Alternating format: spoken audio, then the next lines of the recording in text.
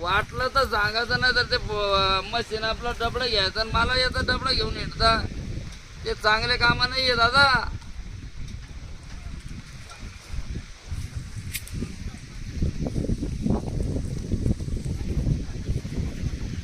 येऊन भेटून का पाणी आणतं आता वर.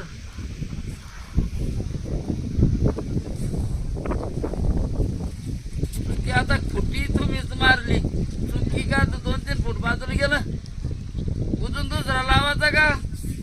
तू ये तो मध्ये नाही तर दुसरीकडे कुठं दाखव. आता गाडी हलवून देत नाही मिळून पण पाणी काढून दाखव. तुला 500 देता आता उजून 2,500 दिले 5,000 देतो. हॅलो